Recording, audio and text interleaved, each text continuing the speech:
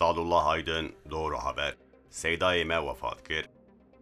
جاریان پشتی نمیجا سبه چند دقیقان لخبر آدنرم گلو تشتکی مهم قومی یانا و سبه جی من وساکر من گوز از لمال پرامیا دور خبری بنرم سر خبرها به نویسارش هاتبو نویساندن از گلکی به حزن و غمگین کرم ده خبری ده ها نویساندن کو مل مصطفی دورگند نخوشخانه کوته ده ها تداوی کرن رحمت کریه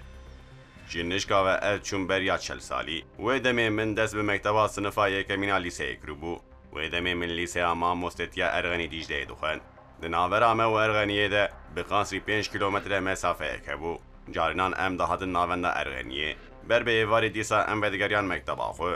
و روژه هاتبو مرغنیه جیبو وگر مکتبه از درنگ مابو داری بو روژه روژان روژه شلیه بو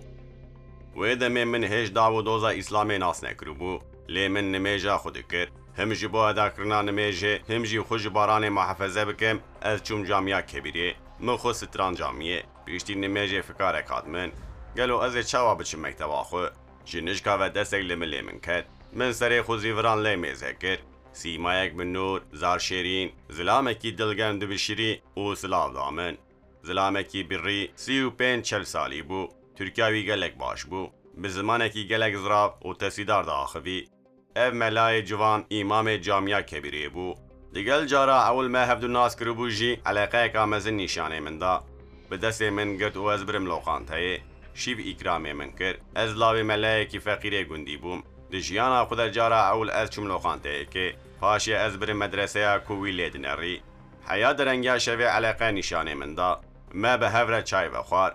و شوی از لوی در امام سری سبی شفاق هات مدرسه ما به هفره تاش دیکر و از بگریان مکتب آخو بله او مل مصطفی دورگون بو لسر حیات و جیانا من تسیر مزن هشت او بو وسیله که من داو دوز ناس کرد از وی روژا که علاقه اک مزن نشانه من دا تجاری جبیر نکم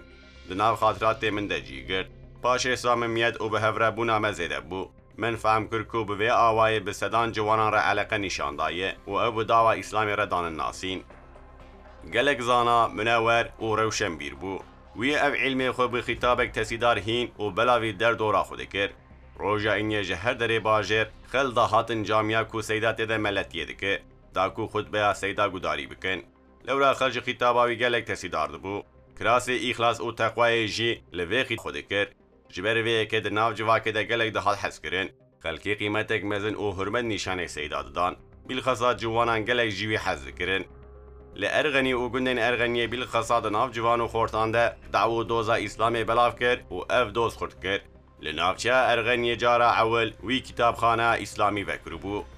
حيا دعويا عمري خو پارزوانه كي إسلامية تيگ ندچو بو دوه اوغرا دوزا إسلامي ده ماروزه گلك بلا و مصيبتان هات سرگن کرن درکت هجرته جي وظيفه خو هات کرتن ل تجاري چافترسي و بيزار نبو دی احتیار بونا خود جبو خدمت اسلامی هر دایم باز دا د ناو تفگریده بو به صدان طلبه پرورده کر او عالمه کی به علم خو عامل بو وارثه کی راسینه پیغمبر بو سترک نادیته بو خریج بونا ستر قیمت تشته کی به اش و جان و دل شواته د جن خود والهین جدی دهلن دشون آوان ده انسان انگل کم تن و زوره